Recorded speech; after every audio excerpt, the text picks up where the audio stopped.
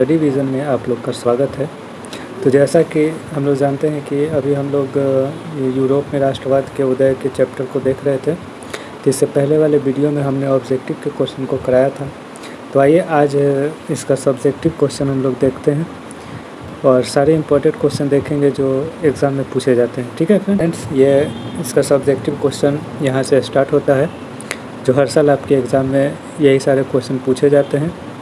तो इसको अच्छी तरह से आप लोग पढ़ लीजिएगा, एक दो बार वीडियो को रोक करके नोट्स बना लीजिएगा। अगर इसका PDF चाहिए तो डिस्क्रिप्शन बॉक्स में टेलीग्राम का लिंक दे दिया गया है, वहाँ से आप लोग इसका PDF डाउनलोड कर सकते हैं। चलिए आइए देखते हैं क्वेश्चन को। तो पहला क्वेश्चन है कि फ्रांसीसी क्रांतिकारियों ने फ्रांसीसी लोगों के समूह पहचान की भावना को किस तरह से पैदा किया था।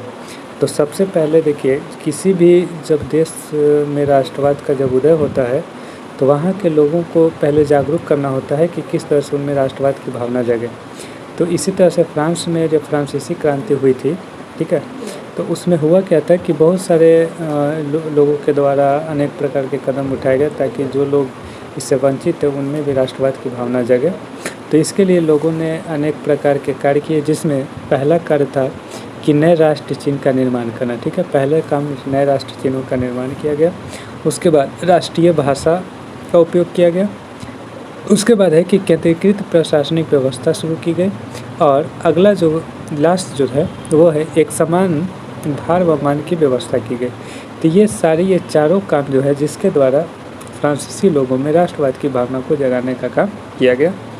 तो ये आप लोग अच्छी तरह से याद कर लेंगे। चलिए आइए अगला क्वेश्चन देखते हैं जो आपके एग्ज़ाम में काफ़ी इम्पोर्टेंट है। तो ये क्वेश्चन है कि नेपोलियन ने प्रशासनिक क्षेत्रों में क्रांतिकारी सिद्धांतों का समावेश किया जिससे पूरी व्यवस्था को अधिक कुशल और तर्क संगत बना दिया। इसकी समीक्षा करें, यानी इसके बारे में बताना है कि किस प्रकार से नेपोलियन ने पूरे व्यवस्था को एक कुशल और तर्क संगत बना दिया था। तो नेपोलियन की संहिता थी जिसमें क्या किया गया था कि ग्रामीण प्रशासनिक व्यवस्था में सुधार किया गया था। ठीक है, ग्रामीण प्रशासनिक व्यवस्था में सुधार किया गया। इसके अलावा शहरी क्षेत्रों में सुधार किया गया और व्यापार क्षेत्रों में सुधार किया गया। तो इन तीन क्षेत्रों में सुधार करके नेपोलियन ने क्या किया था कि प्रशासनिक क्षेत्र में क्रांतिकारी सिद्धांतों का समावेश किया जिससे पूरी व्यवस्था को अधिक कुशल और तर्कसंगत बना दिया था। ठीक है, तो ये तीनों आप लोग याद रखेंगे। हो सकता है कि ऑब्जेक्टिव में भी दे दे कि निम्न में से कौन है और कौन नहीं है, तो इस तीनों को याद रखेंगे। ग्रामीण प्रशासनिक व्यवस्था सुधार, शहरी क्षेत्र सुधार और व्यापारिक सुधार। ठीक है, चलिए आइए अगला क्वेश्चन देखते हैं कि यूरोप के राष्ट्र के विचार के निर्माण में संस्कृति ने किस प्रकार भूमिका निभाई है। तो इसके निर्माण में किस प्रकार से भूमिका निभाई है। तो पहली भूमिका ये है कि कला, काव्य, कहानियाँ और संगीत की राष्ट्रवादी भावनाओं को विकसित किया गया। तो सबसे पहले राष्ट्रवाद यहाँ अपनाने के लिए कला के क्षेत्र में कहानियों के द्वारा, संगीत के द्वारा लोगों के भावनाओं को, राष्ट्रवादी भावनाओं को विकसित किया गया जिससे लोगों में राष्ट्रवाद की भावना जगे। अगला था कि लोकगीत और जन काव्य और लोक नृत्य के द्वारा इसे विकसित किया गया। नेक्स्ट स्थानीय बोली और लोक साहित्यों पर बल दिया गया। और अगला है भाषा के आधार पर, यानी इस सब के आधार पर यूरोप में राष्ट्रवाद जगाने का काम किया गया। चलिए आइए अगला क्वेश्चन देखते हैं। ये काफ़ी इंपॉर्टेंट क्वेश्चन है और इसको आप लोग अच्छी तरह से कॉपी में लिख करके एकदम याद करके ही जाना है एग्जाम में, क्योंकि ये सारे सवाल आते हैं। इस प्रकार के सवाल ज़्यादा आते हैं कि जर्मनी के एकीकरण की प्रक्रिया का वर्णन कीजिए। तो जर्मनी के एकीकरण की प्रक्रिया किस प्रकार से रही है। तो देखिए, जर्मनी के एकीकरण की प्रक्रिया आरंभ में विलियम प्रथम ने प्रशा के सिंहासन पर अपना स्थान ग्रहण किया था। बिस्मार्क द्वारा जर्मनी के एकीकरण की भूमिका तैयार की गई थी। वियना कांग्रेस की स्थापना की गई थी। एकीकरण में जो भी बाधाएं थी उनको समाप्त किया गया था। और बिस्मार्क द्वारा ऑस्ट्रिया, फ्रांस आदि पराजित विकसित शक्तियों और तटस्थ किया गया एकीकृत जर्मनी का एक राष्ट्र के रूप में उभरना था। तो ये सारे जो पांचों कारण हैं जिसके द्वारा जर्मनी का एकीकरण किया गया। चलिए अगला क्वेश्चन हम लोग देखते हैं। अगला क्वेश्चन है कि इटली के एकीकरण की प्रक्रिया का वर्णन करें और इसके मार्ग में आने वाले बाधाएं क्या क्या थी। तो इटली के एकीकरण कैसे हुआ और इसके मार्ग में आने वाले बाधाएं क्या क्या थी, इसके बारे में हम लोग देखेंगे। तो सबसे पहले इटली के एकीकरण की प्रक्रिया क्या रही। ठीक है, तो इटली के एकीकरण की प्रक्रिया ये रही कि सन 1832 ईस्वी में काउंट काबूर के द्वारा सार्डिनिया का प्रधानमंत्री बना। काउंट काबूर, ठीक है, याद रखिएगा, काउंट काबूर सार्डिनिया का प्रधानमंत्री का बना था 1832 में। और फ्रांस से संधि, ऑस्ट्रिया पराजित व 1859 में लुबार्डो को राज्य में मिला लिया था। कौन? काउंट काबूर।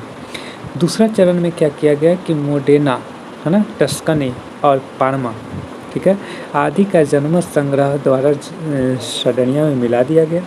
तीसरा था कि 1860 में गैरिबाल्डी द्वारा सिसिली और नेपल्स पर विजय प्राप्त किया गया। गैरिबाल्डी का भी इटली के एकीकरण बहुत बड़ा योगदान रहा है ना। चलिए आगे है। और चौथा चरण ये रहा कि वेनेशिया व रोम पर अधिकार किया गया। 1871 में पोप के समझौते के द्वारा इटली के एकीकरण का उदय हुआ। तो याद रखिएगा, इटली के एकीकरण का उदय किस समझौता के द्वारा हुआ था? तो 1831 में पोप का एक समझौता हुआ था जिसके द्वारा इटली के एकीकरण का उदय हुआ। अब इसके मार्ग में बाधाएं क्या क्या थी, है ना। तो बाधाएं क्या क्या थी तो देखेंगे। बाधाएं पहले ये थी कि राजनीतिक विखंडन और लंबा इतिहास था इसका।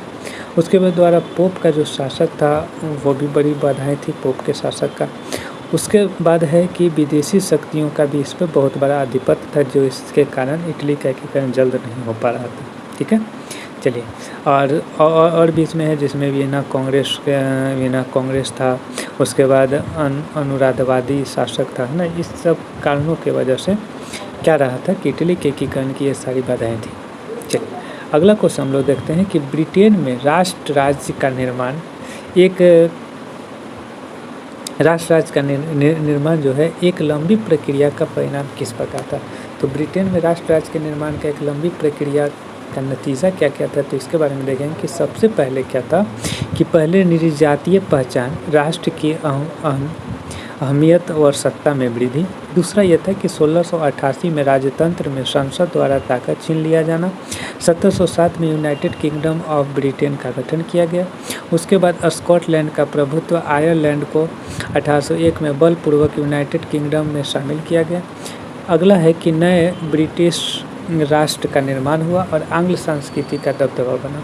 और उसके बाद है कि राष्ट्र की प्रतीक झंडा व राष्ट्रगान को बढ़ावा दिया गया। अब पुराने राष्ट्र मात्र सहयोगी के रूप में उभारा गया। ठीक है, चलिए उसके बाद अगला क्वेश्चन हम लोग देखते हैं कि अगला क्वेश्चन है कि यूरोप में राष्ट्रवाद के उत्थान के लिए कौन से कारण उत्तरदायी थे। यूरोप में राष्ट्रवाद के उदय के, ये बहुत इंपॉर्टेंट क्वेश्चन है, इसको एकदम VVI लगा के इसको याद कर ही लेना है आप लोग को। ठीक है ना, ये स्टार क्वेश्चन है, इसको याद रखिए कि यूरोप में राष्ट्रवाद के उत्थान के लिए कौन कौन से कारण जो थे वो उत्तरदायी थे। तो पहला कारण था कि राष्ट्र राज्यों का उदय किया गया। दूसरा कारण ये था कि लोकतांत्रिक सिद्धांत को बढ़ावा दिया गया।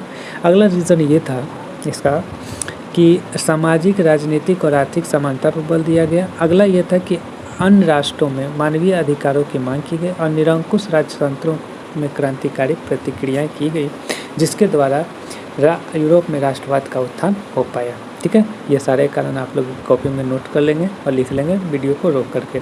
चलिए अगला क्वेश्चन हम लोग देखते हैं कि फ्रांसीसी क्रांति का न केवल फ्रांस पर अपितु पूरे विश्व पर गहरा प्रभाव पड़ा। इसकी समीक्षा करें, क्यों ऐसा क्या हुआ था फ्रांसीसी क्रांति ताकि वो पूरे विश्व पर इसका गहरा प्रभाव पड़ा।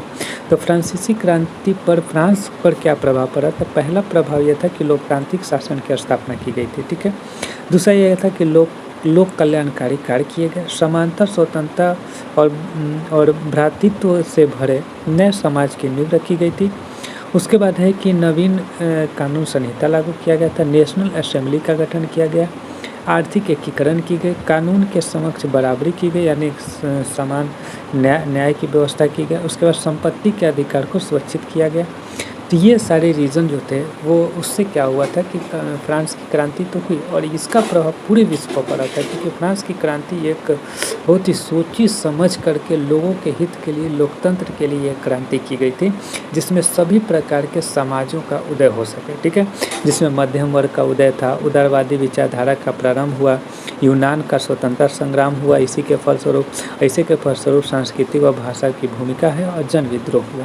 ठीक है, चलिए अगला क्वेश्चन बहुत इंपॉर्टेंट है, ये भी VVI क्वेश्चन है जो एग्जाम में पूछे जाते हैं कि 1804 में नागरिक संहिता के प्रावधानों का उल्लेख करें कि 1804 के नागरिक संहिता के क्या क्या प्रावधान थे। तो पहला प्रावधान ये था कि जन्म पर आधारित सुविधाओं की समाप्ति की गई, क्योंकि जन्म से जो सुविधा मिली है वो नहीं रहेगी, आपको खुद से करना होगा। संपत्ति के अधिकार को बहाल किया गया कि संपत्ति के सबका अधिकार है, ठीक है। जमींदारी व सामंती व्यवस्था को समाप्त कर दिया गया था। यातायात और संचार व्यवस्था में सुधार किया गया। मानक मापतौलों के पैमाने चलाए गए थे। तो ये सारे रीज़न थे नागरिक संहिता के, ठीक है, 1804 के। चलिए अगला क्वेश्चन हम लोग देखते हैं कि अगला क्वेश्चन है कि यूरोप के कुलीन वर्ग की विशेषता क्या क्या थी। तो यूरोप में कुलीन वर्ग की विशेषता ये थी कि जीवन जीने की समान शैली थी, ठीक है, जिसमें से भूस्वामी थे, कूटनीतिक भाषाएं थी, आपस में वैवाहिक संबंध और उच्च वर्गों के बीच फ्रेंच भाषा का प्रयोग करना, ये सारे जीवन जीने की एक समान शैली थी जो यूरोप में कुलीन वर्गों की मुख्य विशेषताएँ थी। चलिए अगला क्वेश्चन हम लोग देखते हैं कि 1815 में वियना संधि का उद्देश्य क्या था, है ना। हम लोग अभी ऑब्जेक्टिव पढ़ते आ रहे थे कि वियना सम्मेलन हुआ कब हुआ था 1815 में, लेकिन इसका मुख्य उद्देश्य बताइए, सब्जेक्टिव में क्वेश्चन पूछता है। तो मुख्य उद्देश्य इसका ये था कि उत्तर नीदरलैंड के साम्राज्य की स्थापना करना, ठीक है। पहला ये था कि उत्तर नीदरलैंड में साम्राज्य की स्थापना कर देना है। दूसरा ये था कि दक्षिण में जनेवा को पिडमांट के साथ मिला दिया जाए, ठीक है। अगला ये था कि प्रसा को पश्चिम क्षेत्र दिया गया और पूर्व में रूस को पोलैंड का हिस्सा दे दिया गया और ऑस्ट्रिया को उत्तरी इटली के नियंत्रण में सौंप दिया गया। तो ये सारे जो थे वियना संधि के मुख्य उद्देश्य थे। चलिए ठीक है, इसको आप लोग नोट कर लीजिएगा कॉपी में। चलिए आइए अगला क्वेश्चन हम लोग देखते हैं कि यूरोप में उदारवादियों द्वारा समर्थित राजनैतिक, सामाजिक और आर्थिक आदर्श क्या थे। तो यूरोप में जो भी उदारवादी जो भावनाएं स्थापित हुई, इसमें से कानून के समझ, समानता, ये आदर्श थे। उसके बाद वयस्क लोगों के मताधिकार के पक्ष में नहीं था। और अगला ये था कि बाजार की स्वतंत्रता तथा राज्य द्वारा वस्तुओं एवं पूंजी के प्रवाहों पर लगे प्रतिबंधों को समाप्त करना था, ठीक है। तो ये सारे इसके क्या थे, तो आदर्श थे। चलिए अगला क्वेश्चन हम लोग देखते हैं कि औद्योगिकरण की जब वृद्धि हुई तो किस प्रकार से यूरोप के सामाजिक और राजनीतिक समीकरण बदल दिए गए। ये काफ़ी इंपॉर्टेंट क्वेश्चन है, आप लोग इसको एकदम स्टार करके इसको याद करके एग्जाम में जाइएगा कि जब औद्योगिकरण की वृद्धि हुई, औद्योगिकरण क्या है कि नए नए उद्योगों की स्थापना होना औद्योगिकरण कहलाता है। तो औद्योगिकरण के विकास होने से यूरोप में किस प्रकार से वहाँ के सामाजिक और राजनीतिक जो जीवन थी वो किस प्रकार से बदला, ठीक है। तो चलिए इसका आंसर हम लोग देखते हैं क्या है। तो पश्चिम और मध्य यूरोप के हिस्सों में औद्योगिक उत्पादन और व्यापार में वृद्धि हुआ, शहरों का विकास और वाणिज्यिक वर्गों का उदय हुआ, है ना। शहरों का विकास हुआ, जो भी कमर्शियल वर्ग थे, जो भी मतलब पूंजीपति लोग थे जो उद्योग लगा सके, उनका उदय हुआ था, ठीक है। ज़्यादा से ज़्यादा लोग इन्वेस्ट करके अपना उद्योग लगा रहे थे, उनका उदय हुआ। श्रमिक और मध्यम वर्ग का भी उदय हुआ, जो श्रमिक वर्ग थे यानी जो मजदूर वर्ग के लोग थे उनका भी उत्थान हुआ, है ना। उद्योगों की स्थापना हुई तो उनमें उनको काम मिला और काम के बदले में उनको रोज़गार मिला, जिसके कारण वो अपना जीवन यापन अच्छी तरह से कर सके। और मध्यम वर्ग में जैसे वकील आ गए, डॉक्टर आ गए, है ना, पुलिस आ गए, तो इनका भी उससे इनका विकास हुआ, है ना, ठीक है। और शहरीकरण, सबसे बड़ी बात है कि औद्योगिकरण होने से शहरीकरण को सबसे ज़्यादा बढ़ावा मिला, ठीक है। लोग गाँव से जाकर शहरों में जाकर के बसने लगे। कुलीन विशेषाधिकार की समाप्ति के विचारों की लोकप्रियता, यानी जो पहले ज़मींदारों की जो प्रथा थी वो धीरे धीरे समाप्त हो रही थी। चलिए अगला क्वेश्चन है कि 19वीं सदी में यूरोप में राष्ट्रवाद की लहर के क्या कारण थे। कि 19वीं सदी में यूरोप में राष्ट्रवाद था, इसके रीज़न क्या क्या थे। तो रीज़न ये था कि जनता पर बहुत ज़्यादा अत्याचार किया जाने लगा था, ठीक है। 19वीं सदी आते आते जनता पर अत्याचार बढ़ गए थे, निरंकुश शासन की व्यवस्था हो गई थी, है ना। जब सरकारें लंबे समय तक हो जाती है तो निरंकुश हो जाता है, उसे किसी बात का डर भय ये सब नहीं रहता, इसमें निरंकुश शासन व्यवस्था स्थापित हो गई थी। उदारवादी विचारों का प्रसार हो गया था, स्वतंत्रता, समानता, बंधुत्व का नारा दिया गया और शिक्षित मध्य वर्ग की भूमिका सबसे अहम थी राष्ट्रवाद को उदय करने में, ठीक है ना। तो शिक्षित मध्य वर्ग इसमें अहम भूमिका निभाए। चलिए अगला क्वेश्चन हम लोग देखते हैं कि 1815 से 1914 के दौरान अंतर्राष्ट्रीय आर्थिक विनिमय केंद्रों में 3 प्रवाहों के विस्तार को लिखे। तो 3 प्रवाह ये थे कि वस्तुओं का प्रवाह, पूंजी का प्रवाह और लोगों का प्रवाह, ठीक है, जिसके कारण अंतर्राष्ट्रीय आर्थिक विनिमय केंद्रों की स्थापना की गई। चलिए आइए अगला क्वेश्चन हम लोग देखते हैं कि फ्रांसीसी क्रांतिकारियों ने फ्रांसीसी लोगों में सामूहिक पहचान की भावना किस प्रकार पैदा की। तो सामूहिक पहचान की भावना जो पैदा की थी वो पितृभक्ति और नागरिक के विचार से, है ना, नए राष्ट्रीय चिन्ह के विचार से, केंद्रीकृत प्रशासनिक व्यवस्था, राष्ट्रीय भाषा और एक समान भार और मानकीय व्यवस्था से। ठीक है, चलिए आइए अगला क्वेश्चन हम लोग देखते हैं कि नेपोलियन द्वारा लागू किए गए, ठीक है ना, नेपोलियन द्वारा लागू किए गए प्रशासनिक सुधारों के विषय में कुछ बताइए। तो नेपोलियन द्वारा क्या क्या लागू किया गया था प्रशासनिक सुधारों के लिए? तो प्रशासनिक सुधारों के लिए नेपोलियन ने सबसे पहले नेपोलियन की संहिता लागू की, ग्रामीण प्रशासनिक व्यवस्था में सुधार किया, शहरी क्षेत्रों में सुधार किया, व्यापार क्षेत्रों में सुधार किया। तो ये इसकी मुख्य प्रशासनिक सुधारें थी। चलिए आइए अगला क्वेश्चन हम लोग देखते हैं कि 1804 में नागरिक संहिता के प्रावधानों का उल्लेख करना है। तो नागरिक संहिता के प्रावधानों का उल्लेख ये मुख्य रूप से यहाँ है कि जन्म के आधार पर सुविधाओं की समाप्ति कर दी गई है ना, संपत्ति के अधिकार को बहाल किया गया, जमींदारी सामंती व्यवस्था समाप्त की गई, यातायात के संचारों में क्या किया गया? तो सुधार किया गया। चलिए आइए अगला क्वेश्चन देखते हैं कि यूरोप में कुलीन वर्गों की क्या विशेषताएं थी। तो यूरोप में कुलीन वर्गों की विशेषताएं जो थी वो जीवन जीने की समान शैली थी, है ना, उसके बाद भू स्वामित्व था, कूटनीतिक भाषाएँ थी, आपस में वैवाहिक क्या था? संबंध था। चलिए आइए अगला क्वेश्चन हम लोग देखते हैं कि यूरोप में उदारवादियों द्वारा समर्पित राजनीतिक, सामाजिक और आर्थिक आदर्श क्या क्या थे? तो मुख्य रूप से कानून के समझ समानता थी, वयस्क मताधिकार के पक्ष, वे बाजार की स्वतंत्रता और राज्य में वस्तुओं पूंजी के प्रभाव पर प्रतिबंध को क्या कर देना? समाप्त कर देना था। ठीक है, चलिए आइए अगला क्वेश्चन, बहुत इंपॉर्टेंट क्वेश्चन, 1815 वियना संधि के उद्देश्य, ये क्वेश्चन ऊपर में हो चुका है फ्रेंड। ठीक है, चलिए आइए अगला क्वेश्चन देखते हैं। अगला क्वेश्चन है औद्योगिक विधि से पूरे यूरोप में समाज राजनीतिक, ये भी क्वेश्चन ऊपर में हो चुका है ना, ये टाइपिंग एरर है जिससे ये भी क्वेश्चन ऊपर में हो चुका है फ्रेंड्स। चलिए आइए अगला क्वेश्चन देखते हैं, ये भी क्वेश्चन ऊपर में हो चुका है, ये भी हो चुका है। तो सारे क्वेश्चन अब हम लोग आते हैं दीर्घ उत्तरीय प्रश्न पे, जो 4 नंबर या 5 नंबर में आपके बोर्ड में एग्जाम में सवाल पूछे जाते हैं। तो आइए इस क्वेश्चन को देखते हैं और इसको आप लोग वीडियो को पॉज करके रोक करके कॉपी में इसको अच्छी तरह से नोट्स कर लीजिएगा, ताकि क्योंकि इस तरह के एग्ज़ाम में क्वेश्चन अक्सर आते हैं, वो भी 5 नंबर और 4 नंबर में आते हैं। अगर गलती से मिस हो गया तो 4 नंबर आपके यहाँ से चला जाएगा। ठीक है, चलिए आइए देखते हैं कि फ्रांसीसी क्रांतियों के द्वारा सामूहिक पहचान की भावना पैदा करने के लिए उठाए गए कदम पूर्ववर्ती समाज में लोगों की पहचान किस प्रकार एक आधार से अलग थे। तो इसका आंसर जो है वो सामूहिक पहचान की भावना पैदा करने के लिए उठाए गए जो कदम थे वो निम्नलिखित तरीकों से पूर्ववर्ती समाज से भिन्न थे, जिसमें से पहला है कि पहले समाज स्टेट में बटी हुई थी, जबकि अब पृथ्वीभूमि, राष्ट्रीय भाषा, राष्ट्रध्वज आदि के आधार पर सामूहिक पहचान पर बल दिया गया था। ठीक है, उसके बाद है कि पूर्ववर्ती समाज निरंकुश राजतंत्र के प्रति निष्ठा पर आधारित था, जबकि अब जो है यह लोगों द्वारा बने राष्ट्र के प्रति समर्पण पर आधारित है। अगला है कि समाज में लोगों को, ठीक है, समाज में जो है तीसरा हम लोग पढ़ें कि समाज में लोगों के अंतर्गत समान अधिकार क्या किए गए थे कि पहले नहीं दिए गए थे। तो ये मुख्य रूप से इसके पूर्ववर्ती समाज में लोगों की पहचान का आधार जो है वो अलग अलग था। इसको अच्छी तरह से देख लेंगे। उसके बाद अगला क्वेश्चन जो है कि नेपोलियन संहिता 1804 में कही गई बातें किस प्रकार उत्तरदायी राष्ट्रवाद के विचारों के अनुरूप थी, स्पष्ट करें।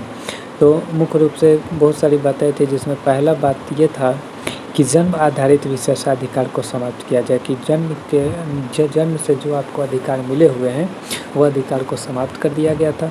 उसके बाद कानून के समझ समानता थी, संपत्ति का अधिकार था और सामंत व्यवस्था के अंत करके भूदासत्व और जमींदारी शुल्कों का अंत कर दिया गया था। ठीक है, तो ये बातें थी। उसके बाद अगला क्वेश्चन है कि आपके विचार में रूढ़िवादी विचारधारा किस प्रकार मानवीय जीवन के उत्थान में बाधक है। तो रूढ़िवादी विचारधारा जो है किस प्रकार मानव जीवन के उत्थान में बाधक है, तो वो है फ्रेंड्स देखिएगा कि पहला है कि समाज के परंपरागत ऊंच नीच की भावना को बनाए रखने का समर्थन करती है। जो भी रूढ़िवादी विचारधारा है वो क्या है कि रूढ़िवादी विचारधारा ऊंच नीच की भावना को बनाए रखने का समर्थन करती है। उसके बाद आधुनिक जीवन मूल्यों के विपरीत चलती है, समाज में परिवर्तन का विरोधी है, यानी जो भी समाज में परिवर्तन हो रहा है वो रूढ़िवादी विचारधारा ये नहीं चाहती कि समाज में कोई भी परिवर्तन हो। ठीक है ना। उसके बाद कि लोकतंत्र के युग को राजतंत्र का समर्थन था, क्योंकि लोकतंत्र स्थापित नहीं करना चाहती कोई, जो भी रूढ़िवादी विचारधाराएं हैं वो नहीं चाहती है कि किसी भी राज्य में लोकतंत्र स्थापित हो, वो राजतंत्र का समर्थन करती है।